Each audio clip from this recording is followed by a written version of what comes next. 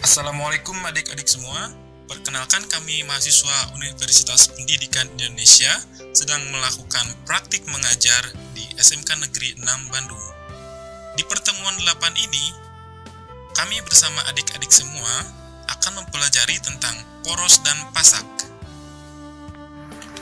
Sebelum memulai kegiatan kali ini, ada 3 hal yang perlu kita cermati, pahami, dan kita taati. Yang pertama, kita jangan lupa berdoa sebelum memulai kegiatan kepada Tuhan Yang Maha Esa. Yang kedua, menerapkan disiplin 3M, mencuci tangan, menggunakan masker, dan menjaga jarak.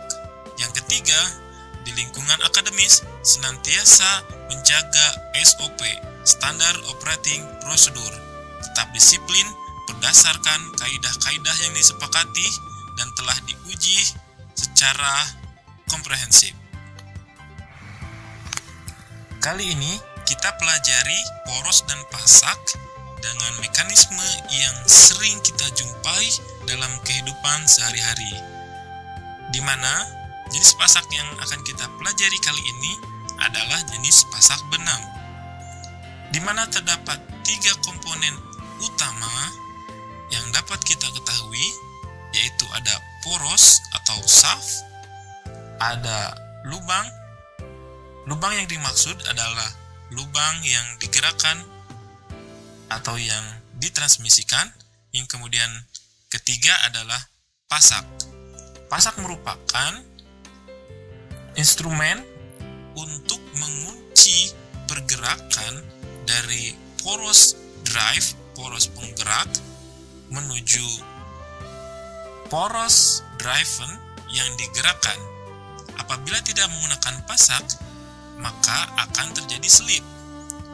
Untuk mengunci slip, maka dibutuhkan pasak. Untuk mengetahui lebih lanjut, mari simak ilustrasi poros dan pasak sederhana berikut ini. Bisa kita lihat, ada beberapa komponen. Yang pertama, ada komponen tuas handle. Tuas handle sebagai sumber penggerak. Yang kedua, ada poros. Poros digunakan untuk meneruskan daya dari tuas handle menuju roda hitam. Kemudian, ada komponen dudukan. Komponen dudukan digunakan untuk menopang keseluruhan komponen seperti roda, poros, tuas handle, dan pasak. Kali ini kita akan menggunakan 2 percobaan. Yang pertama, apa yang terjadi apabila tuas handle dihubungkan dengan poros tanpa menggunakan pasak? Bisa kita lihat, pertama, kita pasangkan dan masukkan tuas handle kepada poros, tetapi tanpa menggunakan pasak. Dan apa yang terjadi? Mari kita lihat. Kita coba putarkan tuas handle. Apa yang terjadi pada roda? Bisa dilihat, roda tidak bergerak. Dapat disimpulkan bahwa daya dari tuas handle menuju poros tidak dapat berpindah atau tidak dapat ditransmisikan karena terjadi slip. Untuk mengatasi hal itu, dilakukan percobaan kedua. Percobaan kedua, kita menggunakan pasak. Menggunakan pasak untuk mengunci pergerakan. Apa yang terjadi kemudian? Mari kita simak.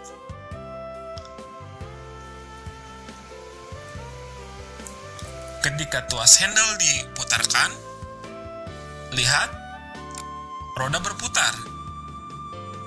Artinya, pasak di sini benar-benar sudah mengunci pergerakan antara sumbu poros penggerak dan sumbu transmisi untuk meneruskan daya dari tuas penggerak menuju roda warna hitam.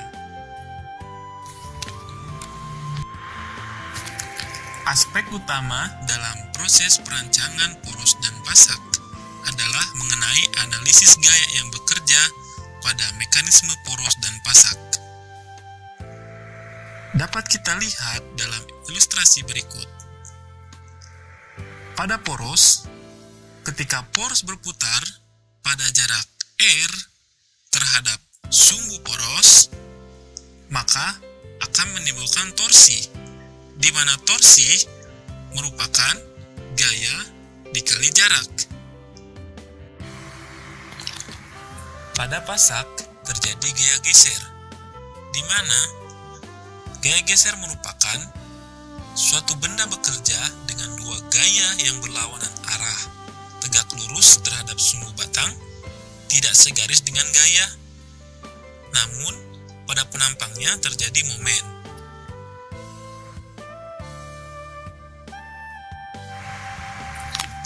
Pada pasak terjadi shear stress atau tegangan geser, di mana tegangan geser merupakan terjadi jika suatu benda bekerja dengan dua gaya yang berlawanan arah, tegak lurus terhadap sumbu batang, tetapi garis gaya tidak sejajar. Namun, pada penampangnya terjadi momen.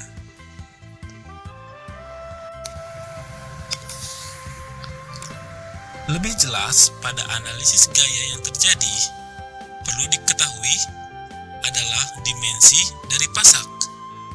Dimensi pasak ada W merupakan lebar pasak dan B merupakan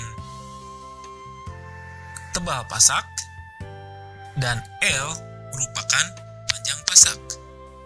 Kemudian pada shaft atau poros terdapat D diameter. Kemudian R merupakan jarak tepi lingkaran terhadap sumbu poros.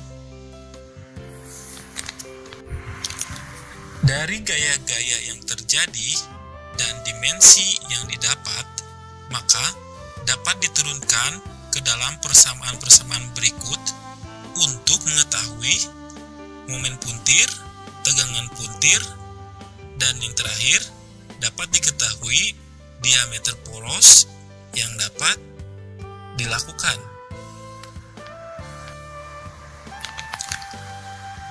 Untuk merancang poros dengan beban momen torsi berdasar analisis gaya dan analisis dimensi, maka dapat diturunkan menjadi persamaan-persamaan berikut. Momen puntir. Momen puntir merupakan konstanta kilogram cm dikali daya per putaran per menit. Kemudian tegangan puntir. Tegangan puntir merupakan konstanta kali momen puntir per diameter poros. Lalu dapat diketahui diameter poros berdasarkan tegangan puntir yang lebih kecil dari tegangan izin, di mana tegangan izin didapat dari tegangan yield suatu bahan material poros, maka akan didapat diameter poros. Hasil mencari diameter poros yang didapat merupakan diameter poros yang diizinkan, sehingga belum dikalikan dengan safety factor. Pada poros dapat terjadi beban momen bengkok dan juga momen puntir. Berdasar analisis gaya yang terjadi dan analisis dimensi, dapat diturunkan menjadi persamaan berikut ini. Pertama, mengetahui beban poros bulat atau daktil maksimum. Tmax merupakan jumlah gaya aksial ditambah jumlah gaya radial. Selanjutnya, mengetahui tegangan geser maksimum, tau max. Tegangan geser maksimum merupakan momen bending per satuan luas permukaan ditambah momen torsi per satuan luas penampang. Selanjutnya, mengetahui diameter dari poros pejal, di mana diameter poros pejal ini berdasarkan dua beban yang bekerja, yaitu beban momen bengkok dan momen puntir. Maka dapat diketahui diameter poros adalah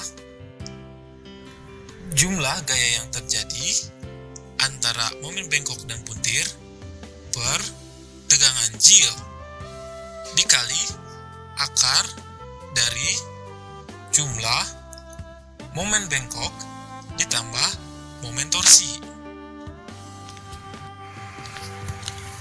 Poros tidak selalu silinder pejal, tapi poros juga bisa merupakan poros berongga, di mana ada aspek-aspek yang perlu diketahui adalah diameter luar dan diameter dalam, sehingga didapat persamaan sebagai berikut.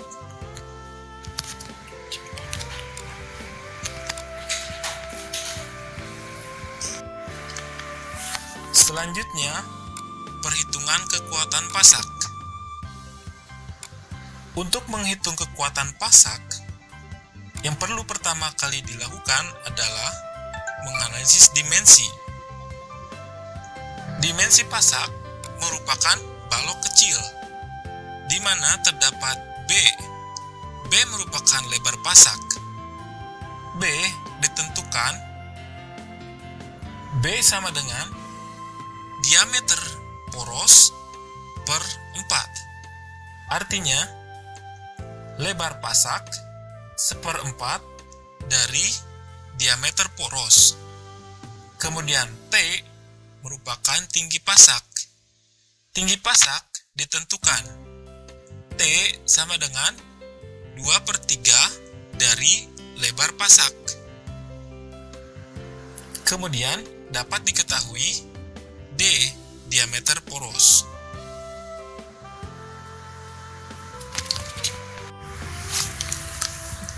Kemudian, torsi yang dapat dipindahkan dari poros dengan pasak adalah sebagai berikut.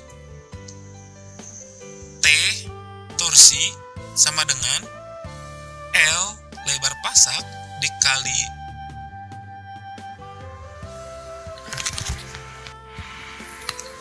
Kemudian, torsi yang dapat dipindahkan menggunakan pasak adalah T. T sama dengan L panjang pasak dikali B lebar pasak dikali tegangan geser dikali D/2.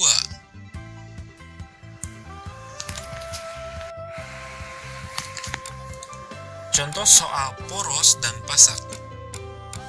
Seorang engineer ingin merancang sebuah poros beserta pasak yang dapat mentransfer daya sebesar 10 horsepower dengan kecepatan 100 rpm. Tegangan geser poros yang diizinkan adalah 420 kg per cm persegi, dan tegangan geser pasak yang terjadi adalah 350 kg per cm persegi.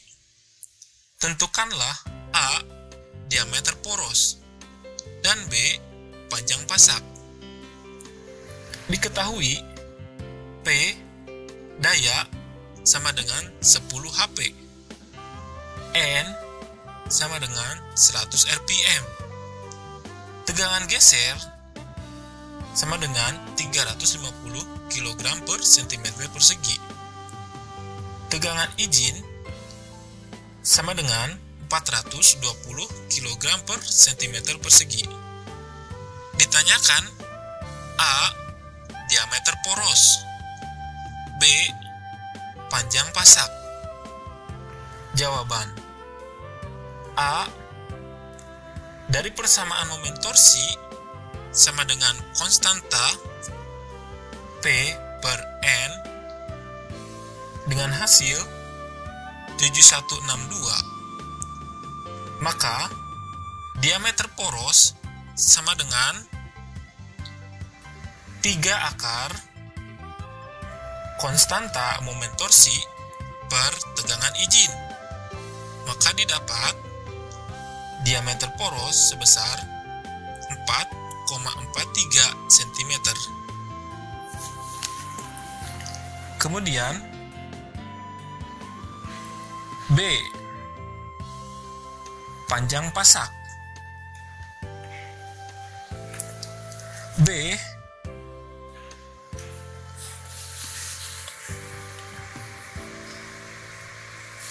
W sama dengan diameter poros per 4. DP merupakan diameter poros.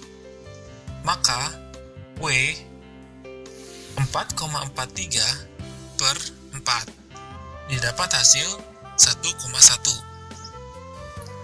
Sehingga dimasukkan ke dalam persamaan torsi T sama dengan 5252 merupakan konstanta dikali daya per putaran per menit. Maka didapat T torsi sebesar 525,2 Newton meter. Kemudian L panjang pasak adalah 2 kali T per W dikali tegangan geser dikali diameter poros. Maka didapat L sepanjang 6,28 cm.